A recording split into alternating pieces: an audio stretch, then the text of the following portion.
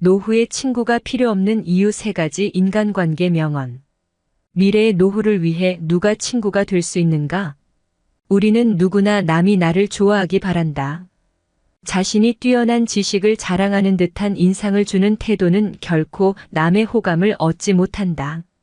남이 나를 좋아하도록 하는 비결은 상대방의 기분을 유쾌하게 해주는 점에 있다. 마이너스 로렌스 굴드. 우리는 결코 혼자서는 살아갈 수 없다. 혼자 파라다이스에서 사는 것보다 더 큰 형벌은 없을 것이다. 다른 사람들과 인간관계를 맺어가면서 함께 세상을 살아가야 한다. 예나 지금이나 살면서 가장 많은 스트레스를 받고 큰 기쁨을 갖게 하는 것이 인간관계이다. 그래서 인간관계의 기술이 필요하다.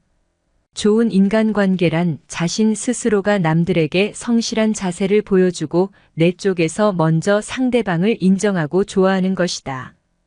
니체가 말하길 사람의 가치는 타인과의 관계로서만 측정될 수 있다. 고한다. 세상의 모든 일은 사람에서부터 시작된다. 인연을 유지하는 위해서는 존중하라, 입장을 바꿔라, 꾸준한 관심을 가져라. 일회성 관심은 무관심보다 서글프다.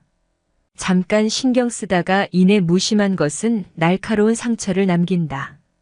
그 사람 자체에 감사하라. 그 사람이 무엇을 주었거나 무엇이 되어 주어서가 아니라 그냥 내 곁에 존재하는 것으로 감사하고 좋아하라. 보는 만큼 알게 되고 아는 만큼 좋아할 수 있고 좋아하는 만큼 배려할 수 있다. 그 사람의 행동을 보고 그 사람의 이야기를 경청하라. 나 자신부터 치유하라. 자기가 상처받아 아프면서 다른 사람을 진심으로 배려할 수 있겠는가? 행복한 사람만이 다른 사람에게도 행복을 전할 수 있다. 격려하라. 좋은 일에 칭찬을 그치지 말라. 힘들고 지쳤을 때, 실패하고 좌절했을 때, 다치고 병들었을 때, 초조해하고 불안해할 때, 격려가 난관을 이기는 유일한 힘이다. 미래의 노후. 대만의 한 시사 잡지에서 미래의 노후라는 주제로 웹 영화를 기획했다. 빠르게 증가하는 노령 인구로 인해 달라질 다양한 미래의 모습들로 사람들의 크나큰 호응을 얻었고 그 중에서도 특히 미래의 노후 친구 편은 많은 독신, 네티즌의 공감을 샀다고 합니다. 영화는 산속에서 혼자 사는 노인 이야기다. 4명의 자식들은 모두 장성의 교수, 해외에 나가 장사를 하는 등 출세했다. 하지만 노인은 자식들이 모두 떠난 산골집에서 혼자 살아간다.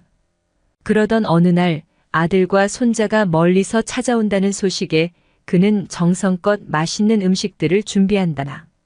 하지만 곧이어 오지 못한다는 전화를 받게 되고 준비했던 음식들은 주인을 잃고 만다.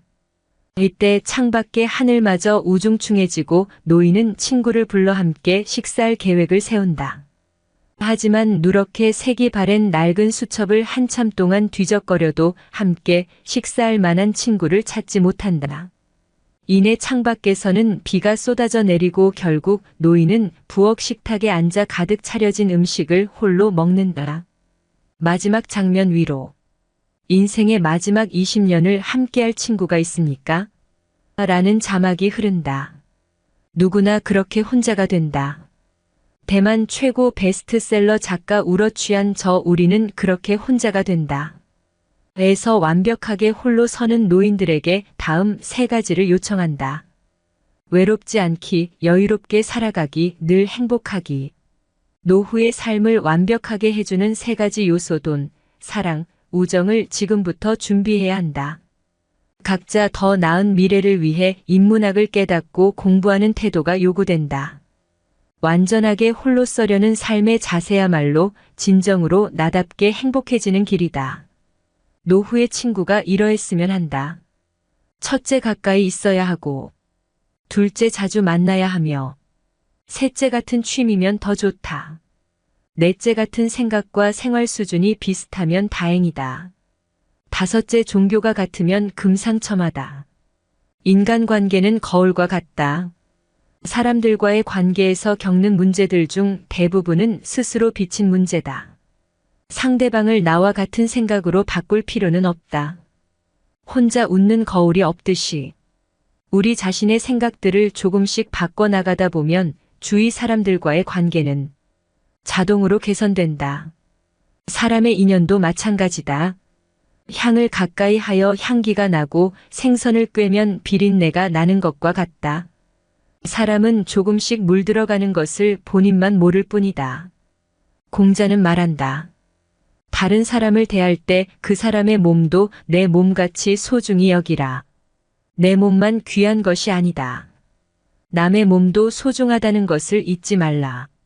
그리고 내가 다른 사람에게 바라는 일을 내가 먼저 그에게 베풀어라. 사람은 서로의 입장과 처지를 바꿔 생각해야 한다. 세종대왕은 남을 너그럽게 받아들이는 사람은 항상 사람들의 마음을 얻게 되고 위엄과 무력으로 엄하게 다스리는 자는 항상 사람들의 노여움을 사게 된다. 고 한글 창제의 극심한 반대를 무릅쓰고 자기 편으로 만드는 성군이다.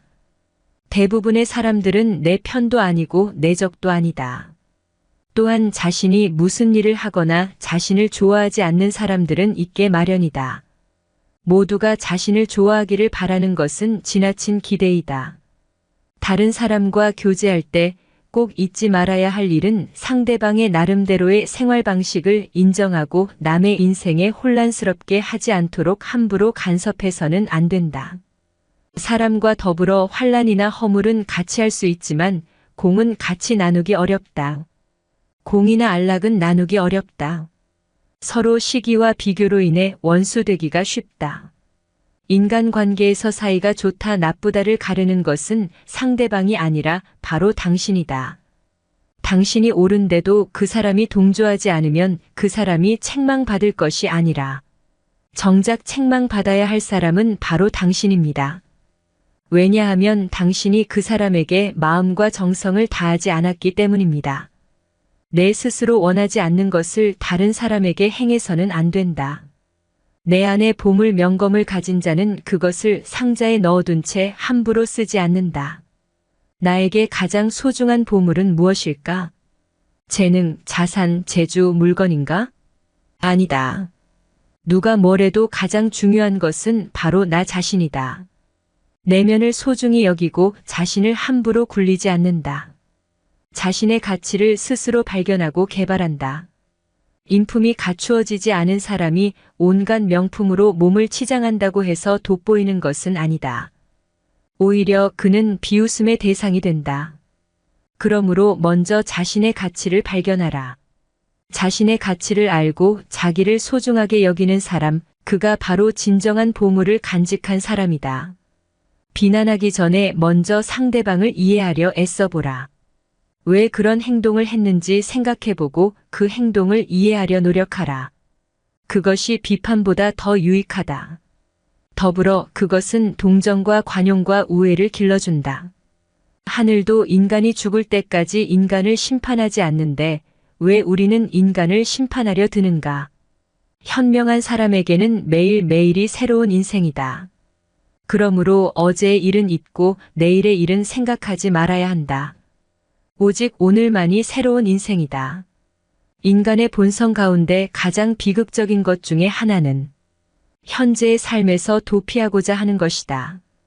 대다수의 사람은 창가에 핀 장미꽃을 즐기는 대신 지평선 너머의 신비로운 장미정원을 꿈꾼다. 노후 3대 불안돈, 건강, 외로움 해결하는 방법. 과거 족보나 문헌들을 조사해보면 고려시대 918만 1392년 임금 34명의 평균 수명은 42.3세, 조선시대 1392만 1910년 임금 27명의 평균 수명은 46.1세로 나타난다. 왕들의 수명은 40세 전후에 불과했던 셈이다. 조선시대 임금 중 가장 장수했던 임금은 21대 영조로 현재 우리나라의 평균 수명을 뛰어넘는 83세까지 살았다고 한다. 의료기술이 발달하지 못한 그 시대의 장수 비결이 궁금해지기도 한다. 필자는 시골에서 홀로 생활하시던 외조모가 몇 년 전 향년 92세로 굴곡 많은 생을 마감하시는 모습을 보며 100세 시대가 멀지 않았구나 생각했다. 그리고 몇 년 만에 100세 시대라는 말이 낯설지 않게 들린다. 일반적으로 100세 시대란 사망 빈도가 가장 높은 연령, 즉 최빈 사망 연령이 90세가 넘는 경우를 말한다. 우리나라는 대략 2020년경이면 최빈 사망 연령이 90세가 넘을 것으로 예측하고 있다. 최근의 의료기술 발달 속도와 건강에 대한 높은 관심을 고려할 때 5070세대는 자신들이 생각하는 것보다 더 오래 살 확률이 높다고 봐야 한다. 5070세대는 경제활동을 활발히 하는 동안에도 자산 축적에 관심이 많았다. 즉, 은퇴 설계를 할 때도 수익률과 재테크에 관심이 많았다는 것을 의미한다. 하지만 이제는 축적된 재산을 유지하고 보전하는 일에도 소홀히 해서는 안 된다. 그동안 열심히 저축하고 모아온 자산 등이 예상하지 못한 일로 한순간에 없어지거나 줄어들 수도 있기 때문이다. 한마디로 위험 관리가 필요하다는 얘기다. 이미 우리 코앞으로 다가온 100세 시대에 자연스럽게 발생하는 위험과 우발적으로 생기는 위험을 관리하고 통제하지 않으면 그동안의 노력이 수포로 돌아갈 수도 있다. 앞으로 5070세대가 부딪힐 수 있는 대표적 위험 3가지를 살펴보고 구체적인 대응 방안을 모색해보자. 의료비 리스크. 보장 자산을 사망에서 노후 의료비로 재편. 우리나라의 100세 이상 인구는 몇 명 정도 될까? 2015년 기준 통계청에 따르면 3,159명으로 여성이 2,731명, 남성이 428명으로 여성이 6배 정도 많다고 한다.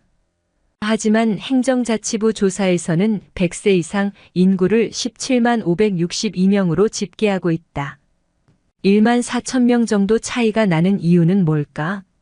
행정자치부는 주민등록 기준으로 말소 여부로 판단하는 반면 통계청은 인구 센서스 전수조사를 통해 파악하는 조사 방법의 차이 때문으로 보인다. 필자는 여기서 궁금한 점이 하나 더 생겼다. 과연 차이가 나는 1만 4천여 명의 100세 어르신들은 어디에 있다는 말인가?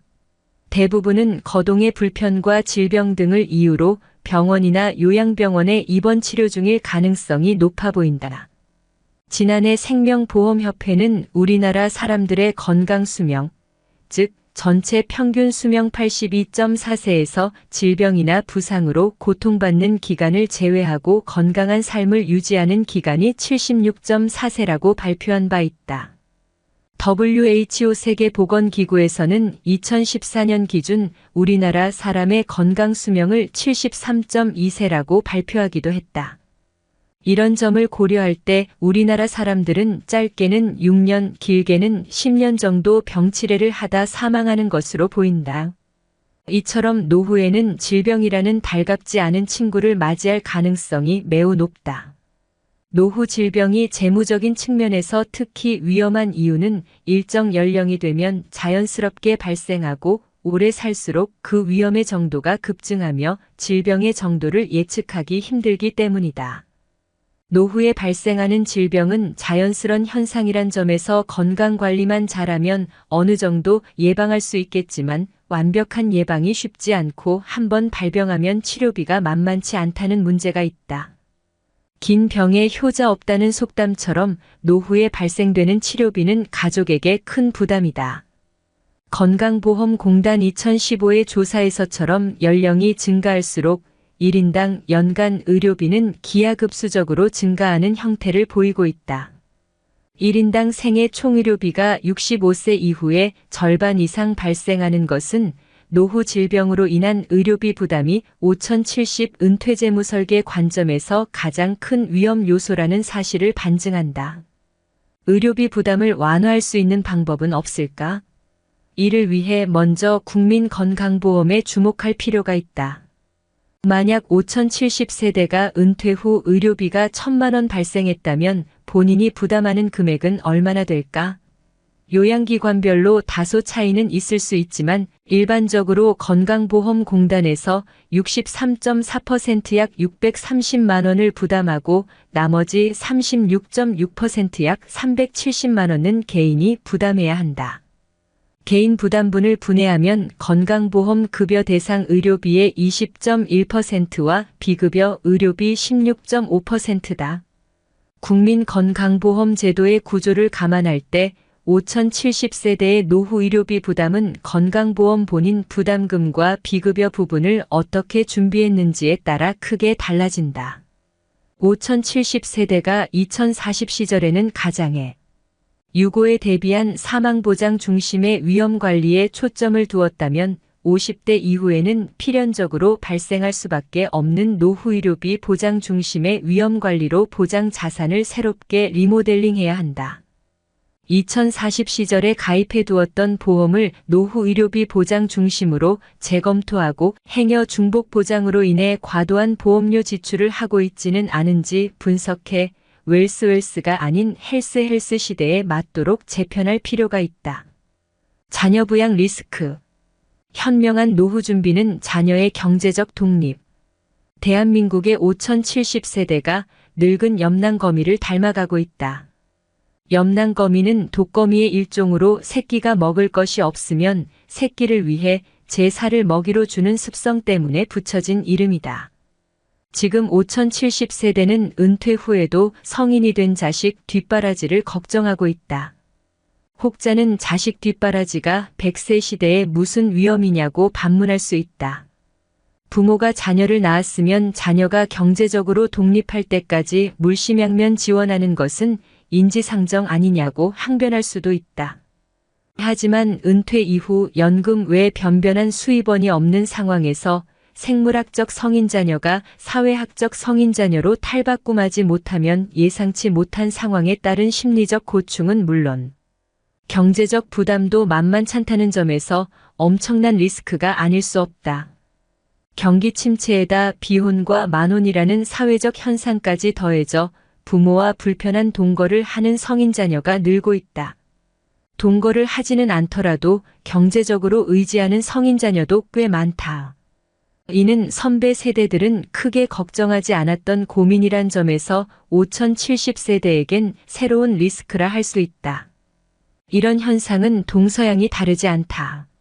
미국에서는 대학 졸업 후 취업을 못해 경제적으로 독립하지 못하고 부모 곁에 머무는 자녀를 낀 세대라는 의미의 TWIXTER라 부른다.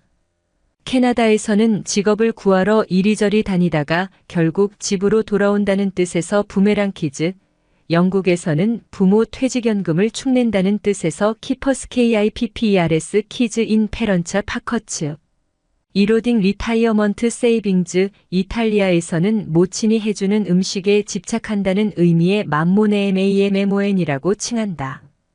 우리나라에서는 학교 졸업 후 취업을 못해 경제적으로 독립하지 못하고 부모에게 의존하는 2030대 젊은 층을 캥거루족, 취업을 했어도 경제적 독립을 못하고 부모에게 의존하는 3040대를 신캥거루족이라고 칭한다. 이처럼 5070세대가 은퇴 이후 성인 자녀를 부양하는 상황이 연출되면 이들의 노후 준비 자산은 급속하게 줄어들게 된다. 자녀의 경제적 독립이야말로 가장 현명한 노후 준비 방법이라고 말하는 이유다. 개인이 처해 있는 상황과 가치관이 다르기 때문에 자녀 부양 리스크에 대한 통일된 대처 방법을 제시하기는 어렵지만 조금 생각하면 실천할 수 있는 방안 두 가지를 제시해보고자 한다. 첫째, 부양기간과 지원 범위를 자녀와 함께 정하는 것이다. 최근 육아정책연구소에서 2050대 성인을 대상으로 언제까지 자녀에게 경제적 지원을 해야 하나? 라고 물어본 결과 응답자의 40.9%는 적어도 취업 전까지는 자녀를 경제적으로 뒷받침해줘야 한다고 응답했다.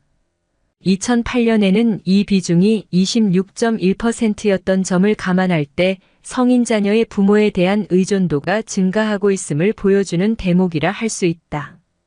자녀의 경제적 미독립이 게으름 등 개인적 소양 탓보다는 사회 경제적 구조 변화와 밀접한 관련이 있는 상황에서 자녀의 경제적 독립을 이끌어내기가 쉽지는 않겠지만 경제적 지원 범위와 기간을 자녀와 합의하는 과정을 거쳐 합리적인 선에서 정하고 독립을 이루는 방법을 함께 고민하다 보면 자녀의 경제적 독립이 앞당겨지지 않을까. 둘째, 소규모 청년 창업이다. 취업이 어렵다 보니 소규모 청년 창업이 늘어나고 있다. 청년 창업의 경우 어느 정도 정부 지원을 받을 수 있지만 결국 부모에게 의존할 수밖에 없다. 능력이 된다면 한없이 지원하고 싶지만 5070세대 대부분은 그렇지 못한 게 현실이다. 참 난감한 상황이다. 수년 전 은행에서 퇴직한 박씨 60의 경우 부모님에게 물려받은 땅과 아파트, 그리고 퇴직금이 전 재산이다. 그런데 명문대 졸업 후 몇 년째 취업을 하지 못하고 불편한 동거를 하고 있던 자녀가 어느 날 조심스럽게 창업자금을 요청하더란다. 지원을 해야 하나 말려야 하나? 많은 고민 끝에 박 씨는 구체적인 조건을 내걸고 지원을 해주기로 했다.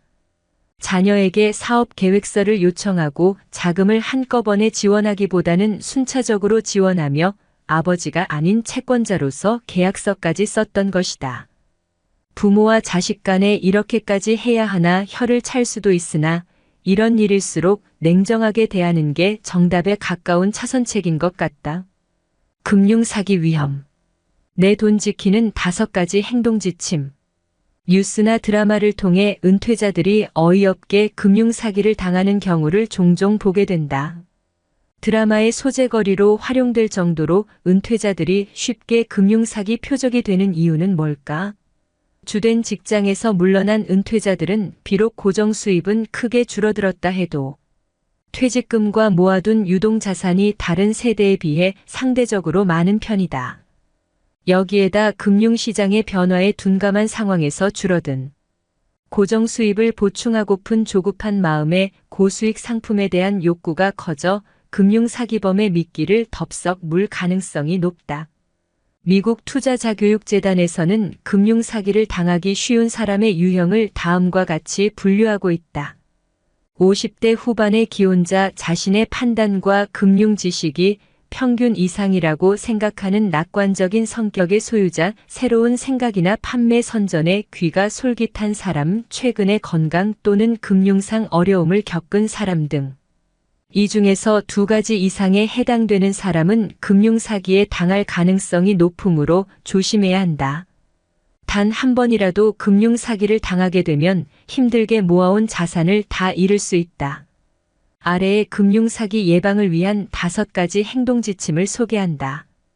첫째, 아는 사람인데 잘해주겠지, 전문가이니까 잘해주겠지라는 생각을 버려라.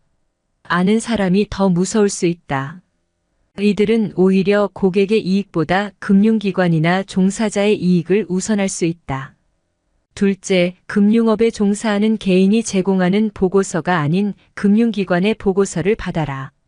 가끔 개인이 작성한 고수익을 보장하는 보고서를 믿고 투자에 나섰다 낭패를 보는 경우가 있다.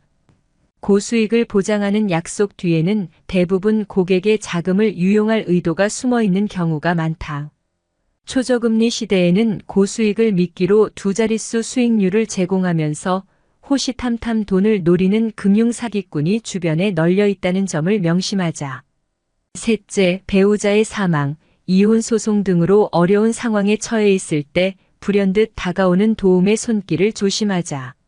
사람의 어려움을 악용하는 사람들이 의외로 많다. 특히 돈과 연관된 도움의 손길은 주변 사람과 충분히 상의해 결정해도 늦지 않다. 채근하는 사람은 뭔가 꿍꿍이가 있다고 봐도 무방하다. 삶의 전환기나 실현기에는 좀 더 시간적 여유를 가지고 결정해야 한다. 넷째, 장점만 있는 금융투자 상품은 없다는 점을 명심하자. 세상에 공짜는 없다는 말처럼 금융투자 상품에 투자할 때는 그 상품의 장단점을 충분히 파악한 후 투자를 결정해도 늦지 않다.